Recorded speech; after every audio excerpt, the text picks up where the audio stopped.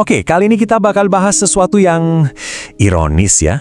Gimana ceritanya kemerdekaan yang harusnya jadi puncak kemenangan, malah jadi awal dari satu abad penuh kekacauan buat Peru. Buat kita semua kan merdeka itu ya udah menang, selesai. Tapi coba deh lihat kasus Peru di abad ke-19. Buat mereka, kemerdekaan itu malah kayak ngebuka kotak Pandora. Isinya masalah yang lebih ruwet lagi. Kok bisa gitu? Nah, ini yang mau kita bongkar.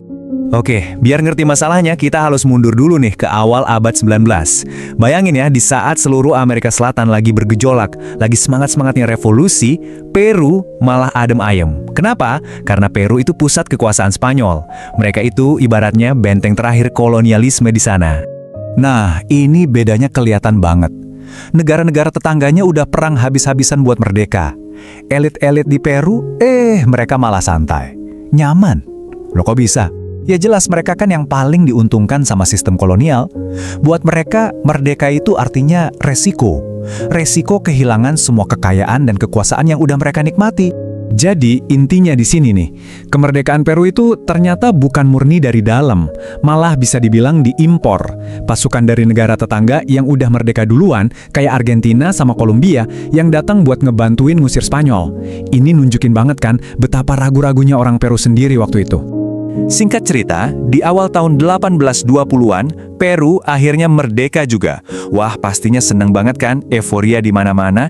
Tapi, begitu pestanya selesai, realita yang pahit mulai kelihatan. Kemerdekaan itu ternyata cuma ganti bendera aja di atas bangunan tua yang udah reyot. Dan warisan dari zaman kolonial ini benar-benar beracun. Kekuasaan itu nggak pernah benar-benar turun ke rakyat.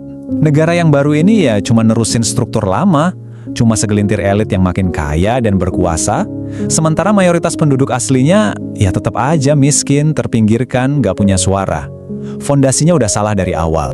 Nah, karena fondasinya aja udah goyang, ya hasilnya republik yang super rapuh. Periode setelah merdeka itu bukan soal membangun negara, tapi malah jadi era kekacauan yang gak ada habisnya. Bayangin deh, di beberapa dekade pertama, politik di Peru itu kayak komedi putar. Presiden sama pemerintahannya gonta-ganti terus, cepat banget, dan seringnya lewat kudeta. Hasilnya, ya jelas, nggak ada stabilitas sama sekali. Nggak ada program jangka panjang. Isinya cuma rebutan kekuasaan aja, terus-terusan. Terus siapa dong yang pegang kendali sebenarnya? Jawabannya, bukan politisi sipil, tapi para jenderal, para veteran perang. Militer jadi pemain utama di panggung politik. Akhirnya, terciptalah budaya di mana kekuatan senjata itu lebih penting daripada suara rakyat. Saking parahnya krisis ini, fondasi hukum negara pun ikut hancur. Konstitusi yang harusnya jadi hukum paling tinggi dan stabil, malah diobak-obak, ditulis ulang berkali-kali. Ini kan tanda yang jelas banget kalau negara ini bahkan gak bisa sepakat soal aturan main paling dasar sekalipun. Nah, di tengah semua kekacauan politik ini, tiba-tiba Peru nemu harta karun. Apa itu? Guano. Iya, beneran kotoran burung laut yang ternyata waktu itu jadi pupuk super paling dicari di seluruh dunia. Mendadak negara ini kaya raya. Tapi, ternyata kekayaan ini bukan berkah, malah jadi kutukan tersehubung. Siklusnya itu tragis banget. Awalnya, ekonomi Peru meledak, booming, seolah-olah semuanya makmur. Padahal, kemakmuran ini semu karena cuma bergantung sama satu barang doang. Begitu harga komoditas itu di pasar dunia jatuh, ya udah, seluruh ekonomi negara langsung ambruk, terjerumus ke krisis utang yang parah banget. Dan polanya selalu sama, kayak kaset rusak. Pertama, bergantung banget sama ekspor satu sumber daya. Terus duitnya dihambur-hamburin, nggak diinvestasiin buat jangka panjang. Begitu pendapatannya anjlok, negara langsung kelilit utang.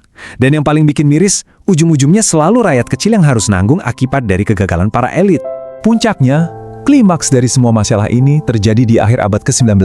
Peru terlibat perang besar sama negara tetangganya. Perang ini jadi kayak ujian akhir yang brutal, dan hasilnya mereka gagal total.